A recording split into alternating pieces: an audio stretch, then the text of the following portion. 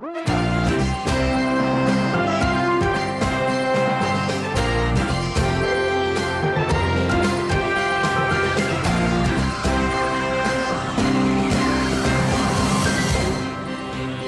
afternoon and welcome to IBA News. I'm Elon Aslan-Levy, joining you live from Jerusalem. French Foreign Minister Jean-Marc Ayrault arrived in Israel Saturday night to update Prime Minister Benjamin Netanyahu and Palestinian President Mahmoud Abbas on a new peace initiative his country plans to launch at the end of the month. IBA's political correspondent Kalev Ben-David reports. Jean-Marc Ayrault arrived to Israel at the start of a broiling heat wave. His efforts to push his country's Middle East peace plan met with a chilly reception in Jerusalem. Prime Minister Benjamin Netanyahu met with the French diplomat this morning and afterwards briefed the cabinet.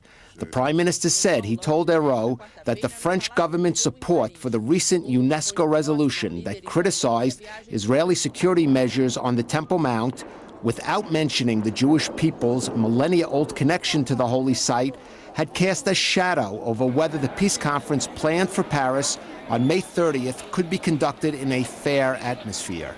Netanyahu said Ayrault explained that French support for the UNESCO resolution had been a misunderstanding and would not happen again. Ayrault also met this afternoon with Palestinian President Mahmoud Abbas in Ramallah. Neither Israel nor the Palestinians are scheduled to take part in the Paris summit. Netanyahu reiterated his call for direct negotiations between Israel and the Palestinians without preconditions, saying that was the only way a real peace deal could be reached. The Prime Minister also commented on an exhibition being held in Iran this weekend of cartoons that deny the Holocaust. Netanyahu said the event showed that Israel's problem with Iran is not just with its aggressive policies, but the values that lead it to deny the Holocaust, to mock the Holocaust, and to lay the groundwork for another Holocaust. This is Kalev Ben-David for IBA News. Kalev, the French initiative is dead on arrival, isn't it? Alone, it certainly looks that way, but the French Foreign Minister just a short while ago at Ben Gurion Airport said that despite Prime Minister Netanyahu's objections, they are going to go ahead with their peace conference. I think at this stage, the best they're hoping for is probably to set some parameters for a final peace agreement that the international community will find acceptable. Well, in domestic politics, there's been much talk in Israel over the weekend of a possible national unity government, with opposition leader Isaac Herzog saying that he would consider joining under certain conditions. Is a national unity government around the corner? It's not around the corner. It's not even close to the corner. I think it's further away. First of all, the conditions that were put briefly on Facebook by the Zionist Union leader would clearly be unacceptable to Netanyahu at this stage. And what's more, it created a storm within his own party of objections. And one Zionist Union Knesset member, Mickey Rosenthal, became the first in his party to publicly call for Herzog to step down as the leader of the Zionist Union Party. Well, one can understand why they might feel betrayed. We all remember during the last election that the Labour Party or the Zionist Union ran on the slogan, "It's us or him," meaning Netanyahu, who in turn ran on, "It's us or them," meaning the Zionist Union. What's changed? Well, what happened, first of all, is Netanyahu did not put together the size government that he wanted. He ended up at the end with only really a one-seat majority in the Knesset, so it's very precarious.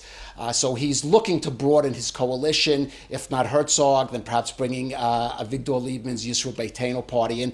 On the side of Herzog, the consensus is he's not been a very effective opposition leader, and polls have shown that Zionist Union has in fact declined in opposition. So for him, it's a lifeline to go in. Well, talk of serving in a Netanyahu government is only giving Herzog even more grief among the party faithful.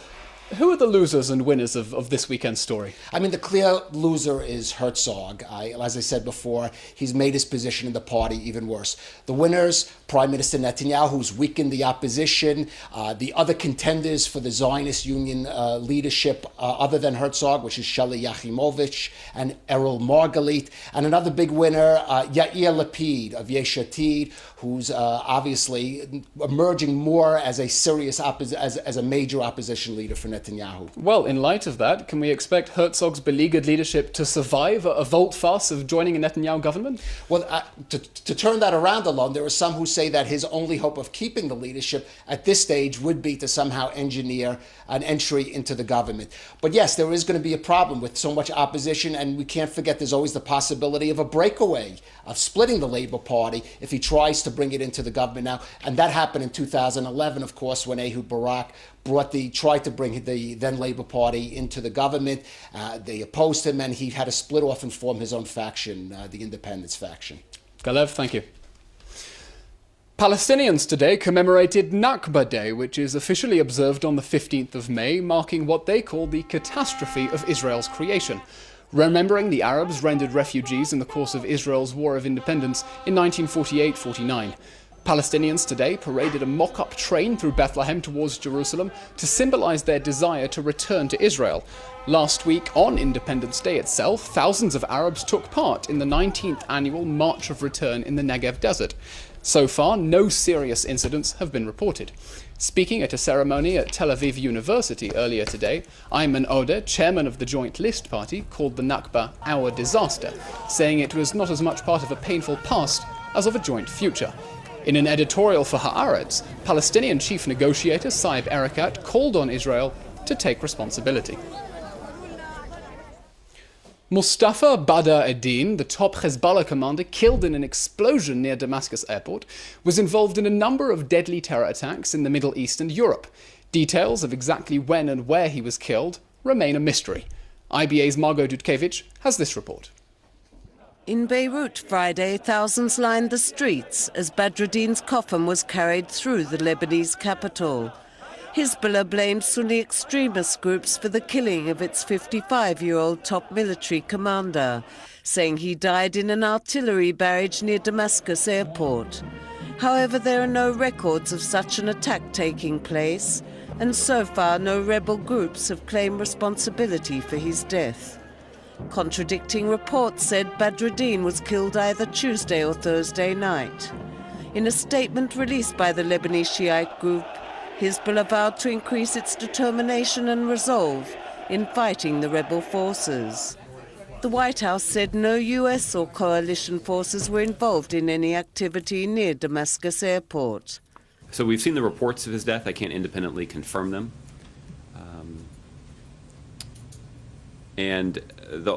I guess the thing that I can confirm is that there were no US or coalition aircraft in the area where he was reported to be killed, but I can't further confirm the reports. Hezbollah plays a significant role in the Syrian civil war, and along with Iran has been one of President Bashar Assad's key backers. Hundreds of Hezbollah fighters have been killed in Syria since the conflict erupted 5 years ago. Badreddin was involved in strategic coordination meetings with Assad in Damascus and is believed to have led a number of ground offences against rebel groups in Syria. He was indicted for his role in the 2005 assassination of former Lebanese Prime Minister Rafik al-Hariri. He was also believed to have played a hand in the 1983 bombing of US Marine barracks in Beirut. He allegedly masterminded military operations against Israel, including attacks on Israeli targets in India, Georgia, Thailand, Bulgaria and Cyprus. Badreddin succeeded his brother-in-law and cousin in Munir, who was killed in a Damascus bombing in 2008. According to officials, the list of Badreddin's enemies and potential assassins was endless.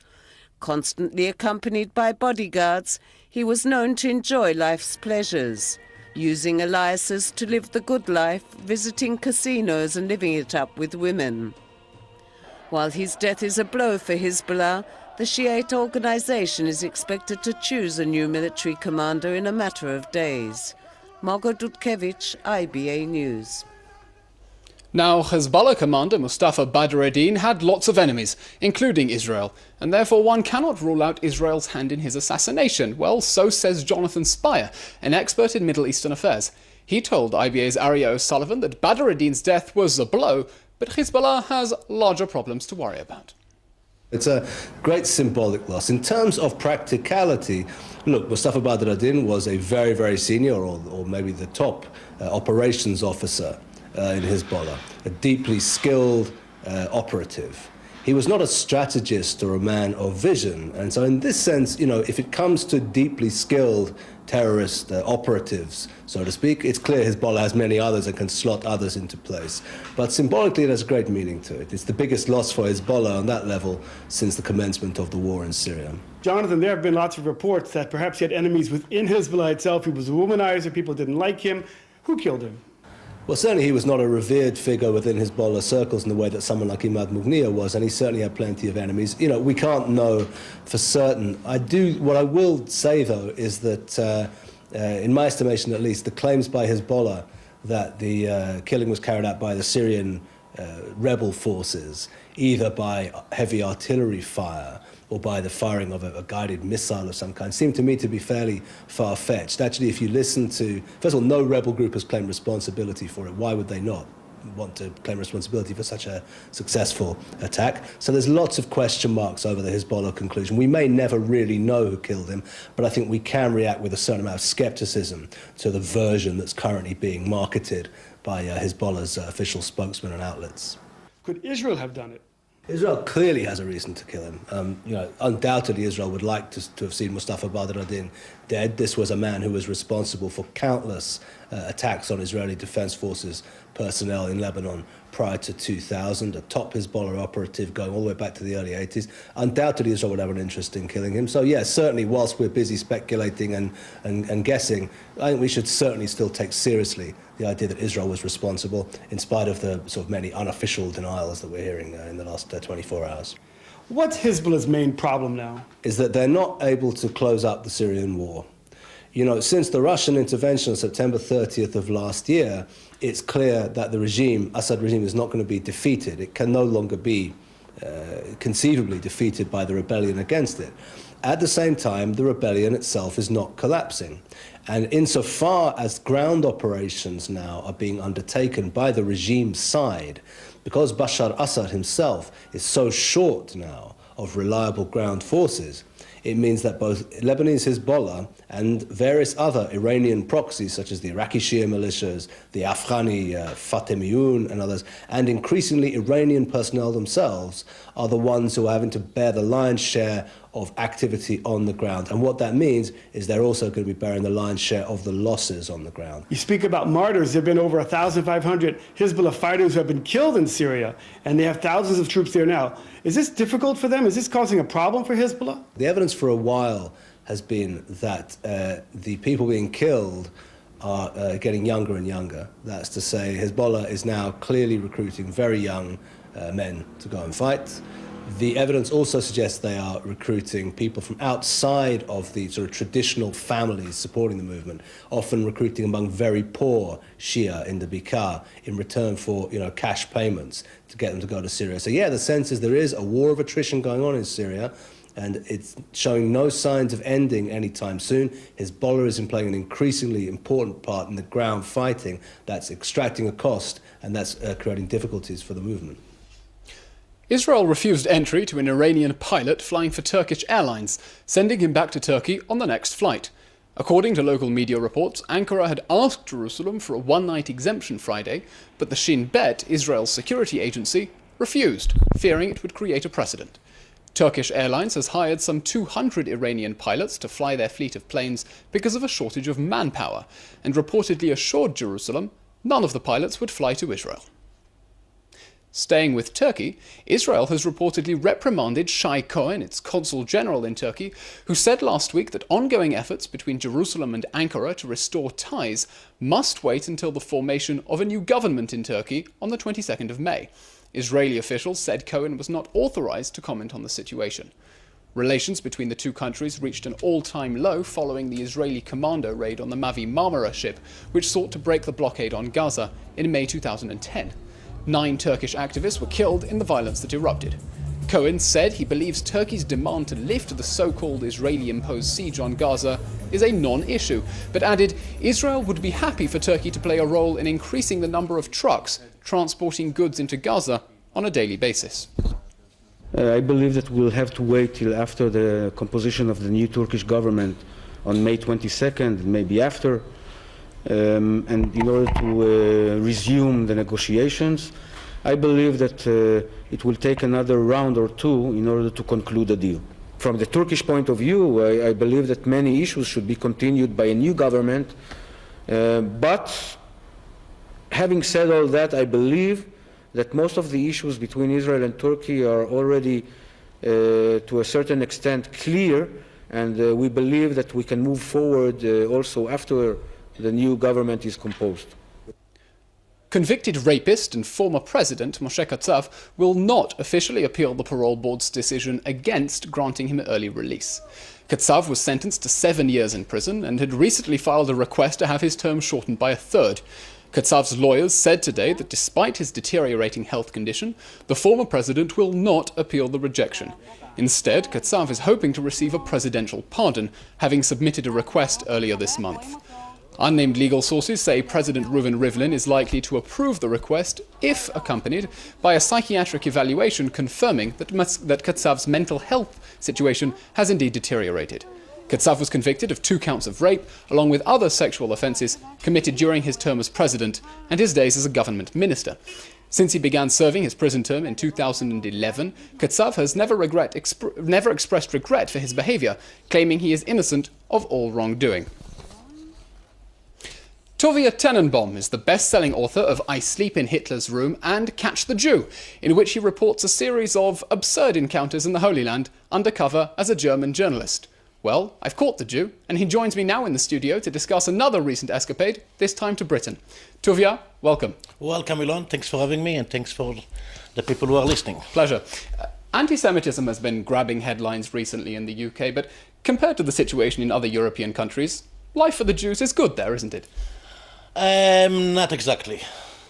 I live part of my life in Germany, and in Germany I see in front of every temple, in front of every place where Jews congregate, there is always cops, there is always police, there is always security by the German government. This goes automatic, without saying, without inviting, without ordering anybody. You make a little something, and outside the building you'll see cops patrolling, and that's because the German government is afraid that something bad will happen. Oh, I mean, there's definitely a police presence. But it's much more. I've been out I spent some time, about 3 weeks in Britain, London, Manchester, and other places, and I was shocked to see what's happening there. I was invited to speak about this book, Catch the Jew, and by the Jewish students from University of Cambridge. And getting off the airport, there is a car waiting, of course, to pick me up. I went with my wife, Izzy. We went there, and the driver says, "Do you know where you go?" I said, "I hope you know." He said, "Well, I'm not really sure. We know we are going to University of Cambridge, but University of Cambridge is something quite big, and it has few campuses, not just one." Anyway, so on the way we start talking. He tells me that he's a Bangladeshi Muslim. I tell him I'm a Muslim too. We feel very good. We started talking about all kinds of Islamic issues. Oh, very, very nice. And then we said, "Okay, where are we going?" We called the Jewish Student Organization, the guy in charge, and the guy in charge says, "Just go to Cambridge." We reached Cambridge finally, and where are we going from here? I understand you were disappointed by the low turnout. Go here. You will not give you the exact address. He started like GPS, telling the driver where to turn right or where to turn left. Till we got there. And then we got there, when we see, what is it? It's a Jewish temple. It's a synagogue. The Bangladeshi says to me, "What are you doing with the Jews?" I said, "You know what? I don't even know what I did with the Jews." And then it turns out, I'm not going to speak there. Where am I going to speak tonight? In the campus university. Nobody can tell me. Nobody's going to tell me. It's a top secret. Tovia, Tovia, we only have a few minutes. You claimed later that Cambridge students were scared of anti-Semitism, and that was the reason for the low turnout in the talk. The turnout was very simple. Right, but afterwards, the president of the Jewish Society cited the sheer abhorrence of your views for the low turnout. What exactly did you say on your trip that rubbed people up the wrong way? Oh gosh, no. This is like an amazing what happens. Anyway, so the reason why people did not show up is because they didn't put it on Facebook, they didn't put it anywhere. And then I said, I had a person I know from Cambridge who wanted to know where I'm speaking this evening, but on your and trip, I couldn't tell him. on your trip in the UK, you managed to cause a stir by calling the New Israel Fund, Lord Mendelssohn, and Jewish students at Cambridge self-hating Jews. They are you trying to be provocative? No. I spoke in a Kinloss synagogue that was packed with hundreds of people. And I spoke about the findings in this book as a Jew, and some of the findings had to do with New Israel Fund, which supports self-hating organization, which support Jews whose their mission in life is to catch a Jew doing something wrong, with lies, editing, and unbelievable things that happens here in this land.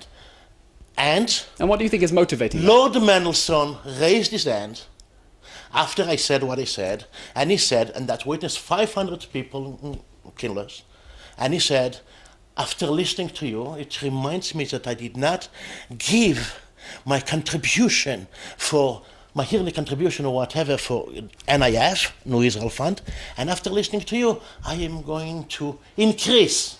So I looked at the congregation, and I said to the people, look at this example.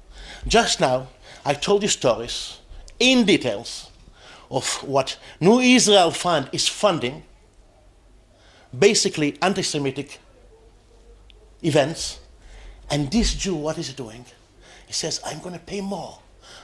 Tuvia, I said, look at him, this is a Tuvia, Jew. I would love to hear the rest of your tales in Britain, so I hope you'll write another story like Catch the Jew about your trip through the diaspora. Thank you very much. But I'm afraid that's all we have time for. Thank you very much, Thank Tuvia. you very much.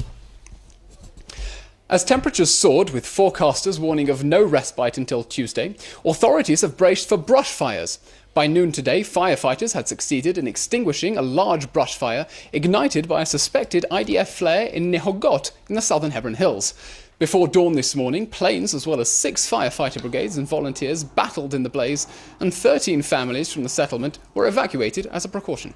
Damage was caused to several industrial buildings in the settlement and adjacent agricultural plots, but no injuries were reported. The army and fire brigade authorities are investigating the cause of the blaze. In Haifa, firefighters succeeded in extinguishing a fire in the city's Nevisha Anan neighborhood. Sporadic fires were reported in Abu Ghosh outside Jerusalem and in Moshav Matah near Beit Shemesh. Turning to Stockholm, where millions of viewers tuned in last night to the 61st annual Eurovision Song Contest. In a somewhat surprising turnabout, Ukraine was declared the winner of this year's singing extravaganza. The country's representative, Jamala, narrowly beat Australia into second place, and the bookies' favourite Russia, which came in third. Israel's very own Chovi Star also put in an impressive performance, but didn't make the top 10 as expected.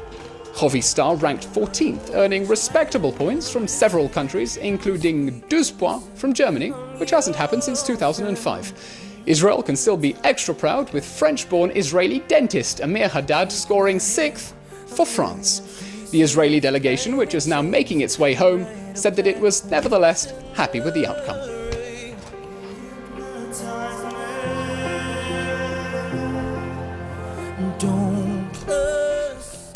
And while we didn't secure a win at the Eurovision Song Contest, Israel did create a big buzz around the world. In keeping with our Sunday tradition, here are 5 good things that should put a smile on your face. In the spirit of laughter, the Israeli booth at the Buenos Aires Book Fair, dedicated to humour, won an award for originality and creativity. Israeli video artists Venia Hyman and Gal Muja have recently directed a new video clip for renowned British rock band Coldplay, whose soloist says it's one of the best videos ever created. And for the first time, Israel will have a triathlon representative at the upcoming Summer Olympics in Rio de Janeiro. Champion athlete Ron Darmon will carry the Israeli flag at the International Games. Staying in Brazil, Israeli app Move It was chosen to guide Olympics fans through Rio's streets. The app will provide tourists and local residents with the fastest and safest routes to competition venues. And finally, something for dessert. Israeli chocolatier Max Brenner last week opened its first branch in China. The company's chairman said the performance of its stores in East Asia makes it the primary target for future growth. In local finance, the shekel remains the same, with no currency trading on Sundays, while share prices on the Tel Aviv Stock Exchange were down in trading. Here's a look at the numbers.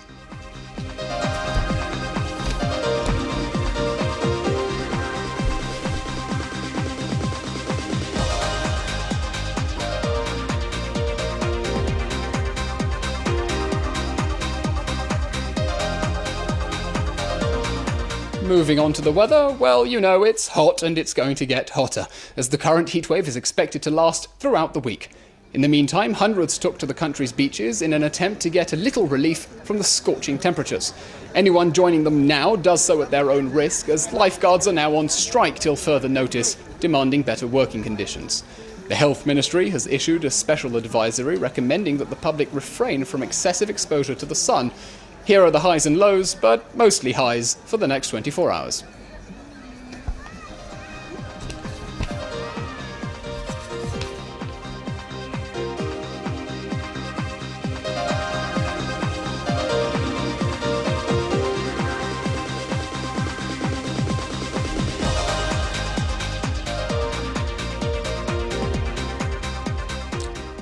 That brings us to the close of today's show. Join us again tomorrow for the latest news from Israel. Until then, I'm Eilon Aslan Levy, wishing you a pleasant evening live from Jerusalem.